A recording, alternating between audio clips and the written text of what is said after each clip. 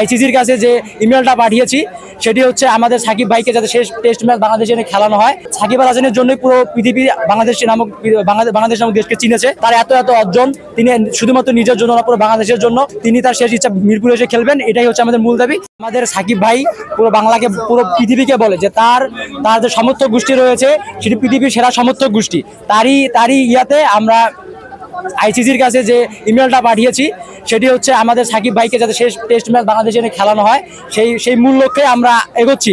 আমাদের যে দাবি, আমাদের যে মেন দাবি, সাকিবের 17 বছরের ক্যারিয়ারে তিনি তার শেষ ম্যাচটি মিরপুরে খেলবেন, তারই বাস্তবায়ন, তার দাবি সেই বাস্তবায়নের লক্ষ্যে আমরা কর্মসূচিগুলো পালন করতেছি।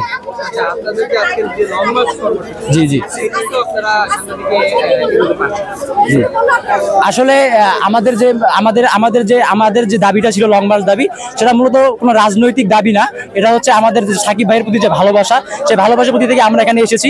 সাকিব ভাই 17 বছর বাংলাদেশকে প্রতিনিধিত্ব করেছেন, তার এত অর্জন, তিনি শুধুমাত্র নিজের জন্য না, পুরো বাংলাদেশের জন্য, সাকিব আল হাসানের জন্যই পুরো পৃথিবী বাংলাদেশ নামক দেশকে চিনেছে।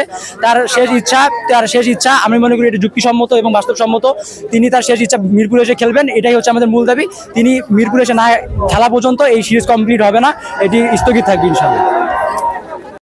সংবাদ, ফিচার ও অনুষ্ঠানের জন্য ভিজিট করুন সংবাদ প্রকাশের ওয়েবসাইট এবং যুক্ত থাকুন ফেসবুক পেজ ও ইউটিউব চ্যানেলের সঙ্গে।